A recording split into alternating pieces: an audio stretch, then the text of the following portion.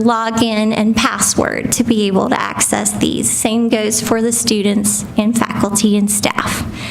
And we do have a library blog on our website where we publish news and information about resources. So do check that out if you're interested.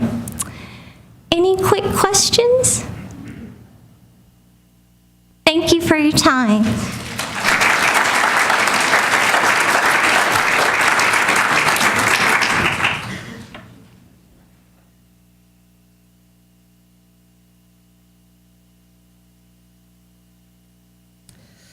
Good afternoon.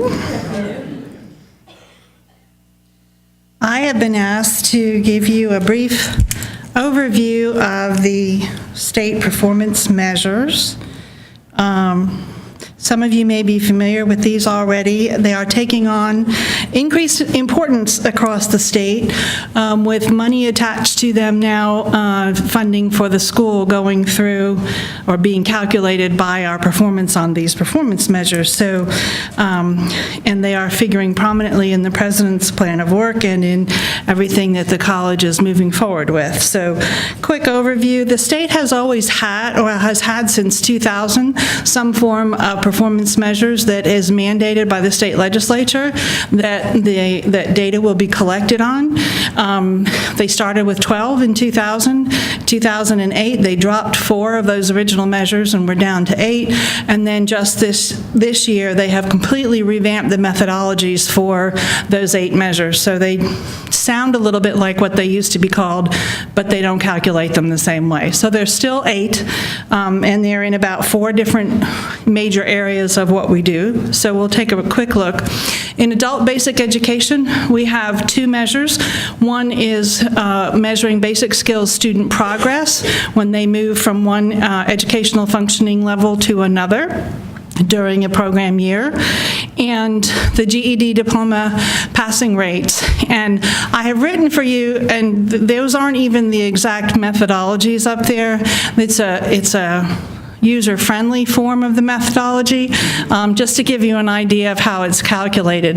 The files, we send files up to the system office with student data in them all the time, and they're the ones who are actually going to be calculating our performance on these measures. They do go through a verification process back at the school before they're published and before they become finalized. We can approximate the methodology that the system office uses, but because we don't have access to some of the tools that they do, it's only an approximation. And Lisa Inman out there loves my phrase about within an acceptable margin of error. We do verification, and if there doesn't appear to be anything too out of the ordinary, then we assume the system office is doing it correctly. So those are the 2 measures. These were not included this year because they did have some issues with the student database that houses this information. They've been working very hard to get those issues worked out, so they will be included in future years as part of the funding process. The next area where we have measures is related to developmental education, and these 2 measures are actually performance of previously developmental students when they finally get to the college level in their subject areas, and whether or not they pass their first college level course on the first try. So that's what they're looking at, somebody who took a developmental course, and then, there's other parameters within their first 2 years and everything else. But basically, it's people who took a developmental level course and how they do in their first college level course. And they do that for both English and math. The next 2 measures have to do with curriculum completion and progress. These are, the first one is an interim measure for first-year progression. They're looking at how many students who attempt at least 12 credit hours in their first year actually successfully complete at least 12 credit hours in their first year, that being a sort of benchmark to whether or not they're likely to then continue on and have some success in completing a certificate or degree. The curriculum curriculum completion is a long-term looking measure where they start with a cohort at one point in time and looking out 6 years from when that cohort first started at the school. They look at who has completed, who has transferred to a 4-year college or university, or who is still plugging away and has earned at least 36 credit hours at the institution, and the percentage of the students who are in one of those categories. The final basic area for the measures is what happens after Durham Tech or after the college, and one of those measures is college transfer performance that takes a look at our students who have transferred to a 4-year college or university and how they do after their first year there, and whether or not they've achieved a 2.0 grade point average after that first year in the 4-year college or university. And the second one in this category is the licensure and certification exam passing rate. And these are for students, this is where Con Ed gets to participate too, because some of the exams that need to be taken to practice an occupation in the state of North Carolina, we prepare them for on our Con Ed side. And so for those occupations requiring the license or certification to practice, they take a look at the numbers of students who pass those on the first try in any programs that we have. So that's a brief overview of the 8 measures. Any questions on what the measures are before I go on to talk about what they do with them? Okay. Yeah. For the completion one, how far back have they started? Is this the first cohort? The first cohort they started was 2007 fall. 2000. Yeah, and we looked at them in 2013 fall. Okay, also, this is how they're setting performance measures with using baselines and goals. This is different from how they used to do it too, where they just had a standard that everybody tried to meet the standard and that was it. So they used 3 years of test data prior to this year's data, and they calculated the measures as if they had been in place for 3 years, and they set a system mean, which is the average across all of the colleges in the system, and they also then calculated standard deviations for each measure. And without going into why they would do that, they then decided that the baseline for each measure would be 2 standard deviations below the mean for that measure based on the test data. And that's sort of the baseline performance that they would like to see colleges at. And then the goal was set 1 standard deviation above the mean. And that's, again, the goal that they would like to see the colleges attain. These baselines and goals will be reestablished every 3 years based on the previous 3 years of data. So as we improve our performance, the baselines and goals will be raised. So we never quite get there. So we're rats in the little wheel that keep going around. Or potentially. I mean, that's the whole idea, is that we don't want to rest on our laurels. We always want to keep improving. So then you obviously can fall into one of 4 categories with your performance. You can meet or exceed the goal. You can be below the goal but above the system mean. You can be below the system mean but above the baseline, or you can be below the baseline. And what they do is they assess each college on each measure and take a look at where you are on each measure. This is Durham Tech's performance in this first year.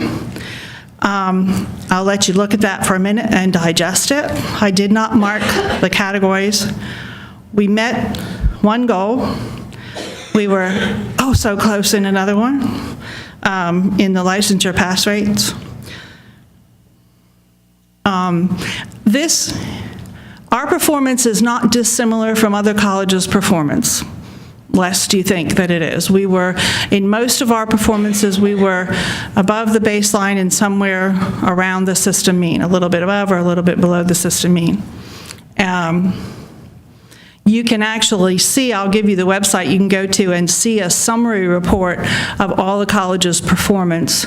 It's in brilliant Technicolor red and yellow and green and black for those 4 categories that I told you about. Green is if you met the goals, and yellow is if you were higher than the average but lower than the goal, and so on. It's very, to look at it, it's very busy, so I didn't make a slide of it. But this is where our performance is, so we have opportunity for improvement, and we are doing very well on a few of our measures. We've actually been asked, they're setting up a partnership program for colleges that have done well on particular measures to serve as mentors to colleges that might need some assistance with best practices on moving on the needle on that measure for them, and we have been chosen to be potentially invited to be a mentor college on our performance of college transfer students. Again, this is the website. I assume these will get posted somewhere, these PowerPoints we're using today. And this is the website you can go to see the actual performance of all of the colleges across the system. Peter.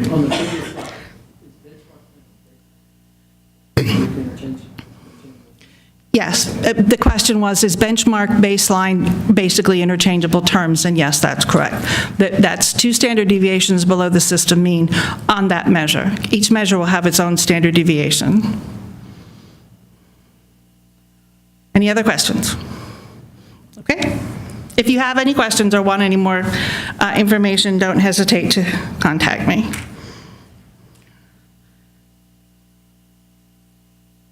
Thank you.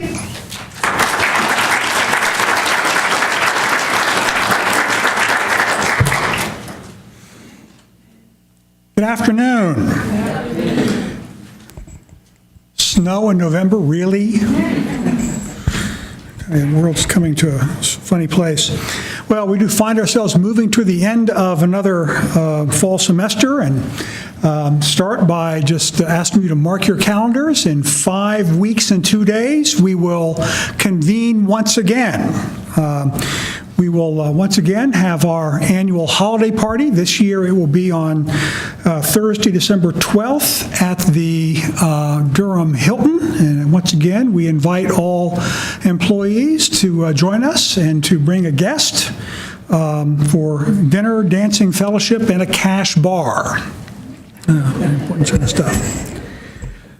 Some of you may know, I'm going to spend the bulk of my time today talking about, sort of following up on a comment that Terry made and some other things, but some of you may know that each year I prepare a plan of work that I share with the Board of Trustees, and that outlines some of the major initiatives that I intend to pursue in that year. This year, the board asked me to be a bit more long-range in my thinking and my plan, and so this afternoon I want to touch on a few highlights of that plan that is really a multi-year plan of work.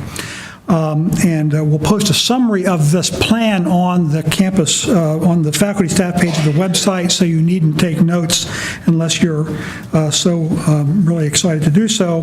But I do want to start with state performance measures, because that's really at the crux of my plan for the next 3 years. As Terry just reported, the North Carolina State Board of Community Colleges revised performance measures for student success for state's community colleges actually starting in 2011.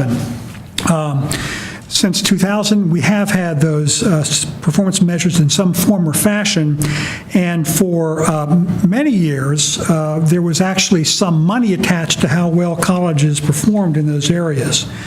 That funding, back in the day, was in addition to our regular appropriation. We would receive special funding that was performance funding each year, and we had really broad discretion as to how we spent that money. Some of you have been around for a while may remember that there were times when we could give across the board bonuses that came from our share of the performance funding.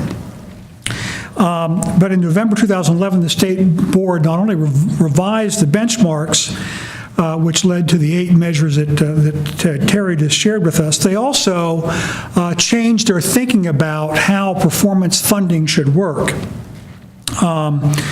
As Terry explained, each measure has a baseline and a statewide goal, and as she explained, the state will recalculate those baselines every 3 years based on data collected from colleges. Again, actually for the first time this year, we are receiving performance funding based on how our performance stacks up against those, each of those measures. But what's different this year, and what's going to be different from now on, is that the performance funding we receive is not extra money. Each year, the system receives about $1 billion in tax revenues and tuition and fee receipts. This year, about $9 million of those $1 billion in general appropriations were calculated as part of performance funding. Next year, that $9 million becomes $25 million. This is not extra money. This is a recalculation of our state appropriation. The state is moving toward performance-based funding for community colleges. It's very important that we keep our eye on this and that we move forward, because it's no longer extra money. It is the base funding that we receive every year that will be tied increasingly to performance funding. It's always been a point of pride for us that we do well on performance measures, but now it's vital that we understand these measures and work hard to improve our performance, because funding will depend on it. So the first goal I established for the next 3 years is to show improvement in all the system goals and to meet or exceed the goals on at least 4 of the 8 measures by the time the goals are reset in 3 years' time. This past year, as Terry said, we exceeded the system goal on 1 measure and came very close on the state licensing exam measure. I think that was fewer than 5 students, wasn't it? So had 5 students out of the 400 or so students who took licensing examinations and passed them on the first time, actually passed the first time, we would have exceeded that goal as well. While performance funding and state performance measures is my first and overarching goal in my plan of work. Now, second is enrollment. While performance funding will continue to constitute a growing portion of our budget, our financial stability will continue to be linked to strong enrollments. Even though our recent financial challenges have been exacerbated by enrollment shifts, we've been very fortunate here not to experience the kinds of dramatic enrollment swings that other colleges have experienced. We have been much more moderate in our enrollment growth, and our declines have been much more moderate than some other institutions. Some of you know faculty or staff and may have colleagues or family members at Piedmont Community College that has suffered incredible financial hardship because of their vast enrollment, not just enrollment declines, but enrollment growth and declines. As I've said on several occasions, we can no longer cut our way to prosperity. We have to grow our way to financial stability. Now, this year, our funding, we are funded on an enrollment of about 4,800 budget FTE. By June 2018, I would like our budget FTE to be around 6,000, which represents a growth of 25%, 5% per year. I think it's ambitious, but I think it's certainly doable. We can focus a lot more on recruiting recent high school graduates. We've been successful there, and I think we can be more successful in the future. We can build partnerships with institutions nearby and become the recognized gateway to those nearby senior institutions for students who want to pursue baccalaureate degrees there. And continue to focus on the persistence of our currently enrolled students. We've done a great job with that. And also develop and offer new programs that prepare graduates for meaningful local enrollment growth. So it's really clear that the landscape is changing drastically regarding our funding mechanisms. So even if we attain the goals related to performance measures, and even if we do grow by 25% over 5 years, we're simply not going to have the access to the resources we need to fully carry out our mission to this community. So this year, we are also exploring alternate organizations, alternate structures that can be more entrepreneurial in their approach to developing and delivering programs and services. I don't have a lot to report on this, but to say that Central Piedmont Community College is a model and sort of mentor organization for us. They have a service corporation at Central Piedmont that does a lot of extra things that serves that community in a way that other institutions don't, like run a conference center near the airport, provides a publishing concern for the faculty at Central Piedmont, that provides opportunities for faculty to bring their ideas to market through action research opportunities, runs summer boot camps for youth in the community. I'm not suggesting that an enterprise like that would work in Durham, delivering those specific programs or services. What our enterprise has to do is to deliver programs and services that are unique and special to our service area. But I think this is a real great opportunity for us to become entrepreneurial in what we do. So entrepreneurial enterprise is the third item on my plan of work for the next year.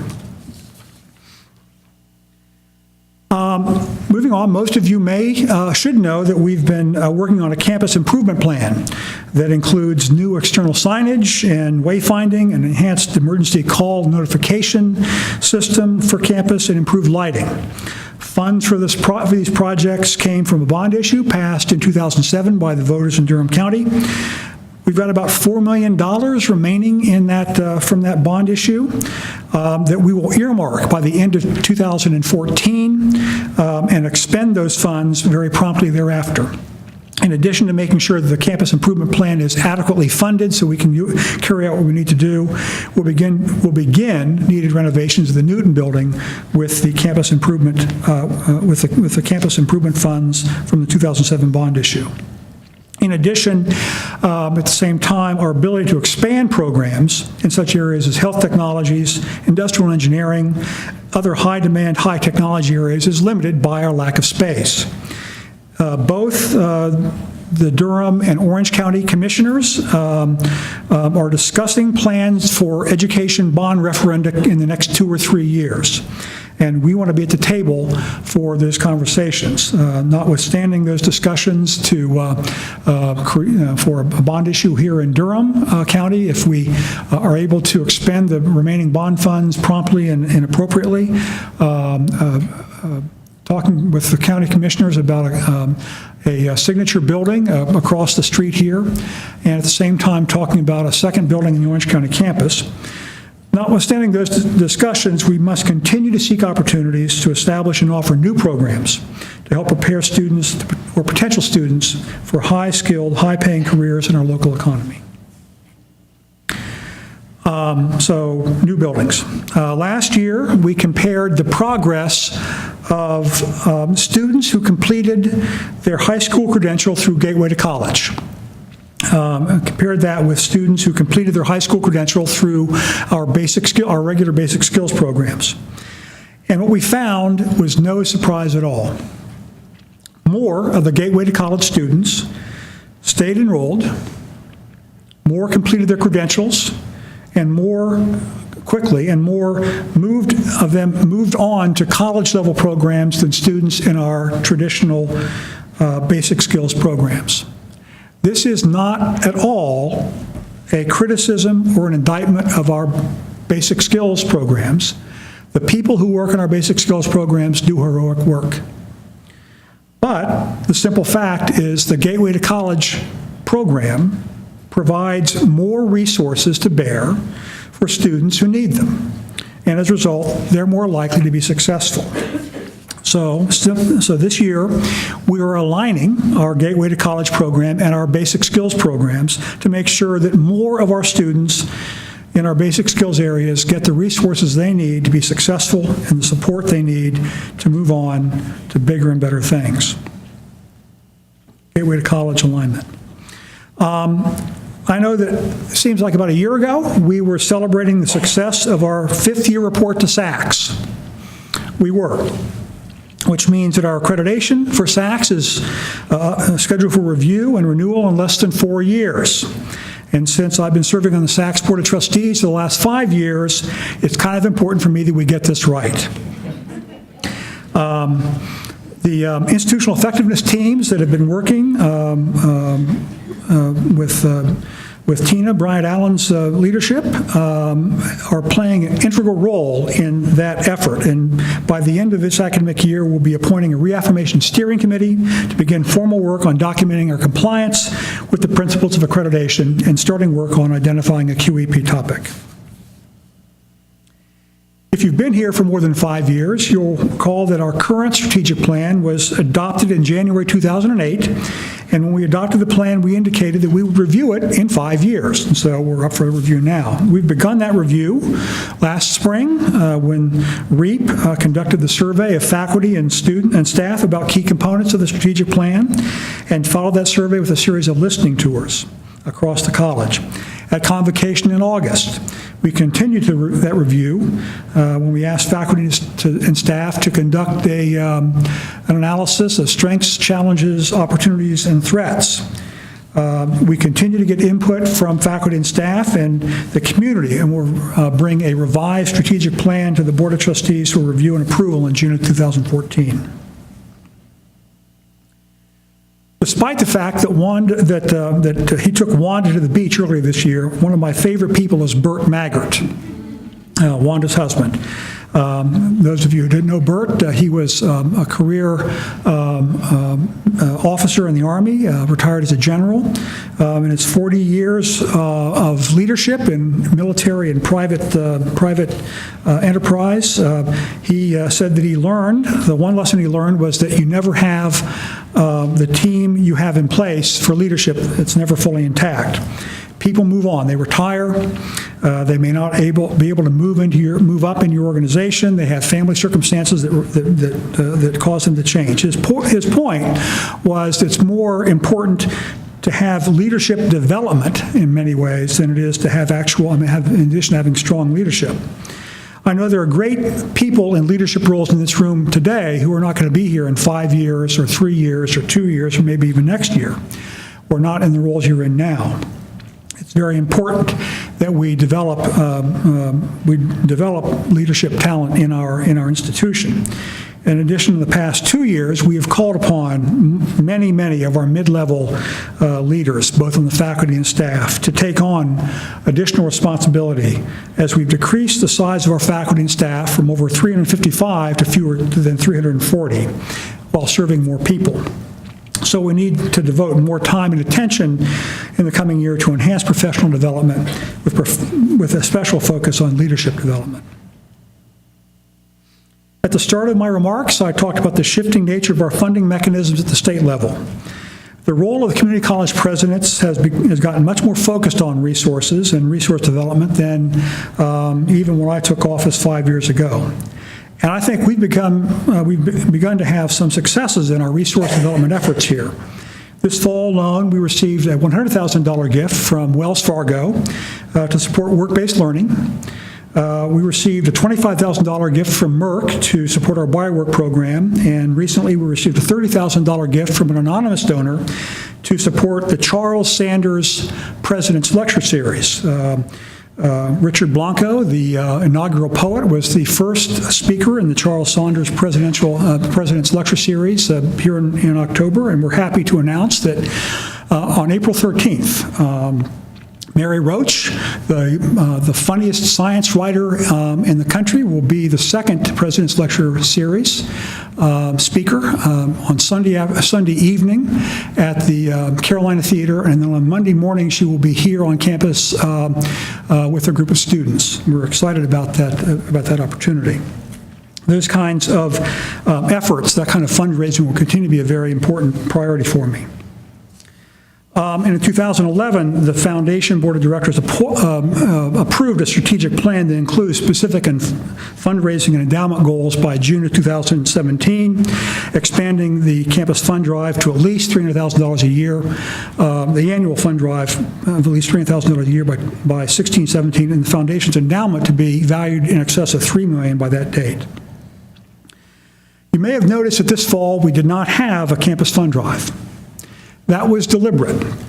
For the first time in several years, our foundation has devoted its fundraising attention first on community-based campaign with a target of about $245,000. We're making great progress on that, and I know that we will achieve that. We also had a significant departure. Melissa Chappell left us to go to NC State, and the bandwidth for a campus fund drive was problematic.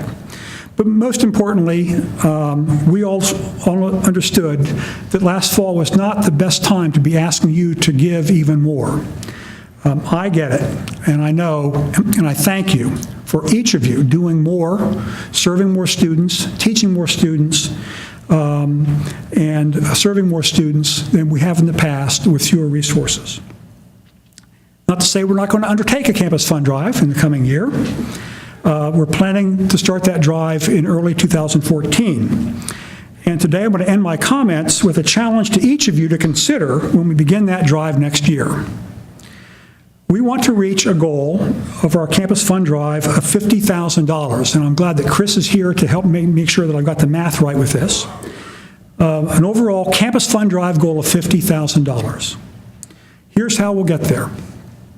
For every employee and retiree who donates at least $100 to the campus fund drive, $8.33 a month. For each employee who donates at least $100 to the campus fund drive, I'll add $25 to my pledge until we get to 400 contributors. 400 gifts of $100 is $40,000. Plus my $10,000 gets us to $50,000.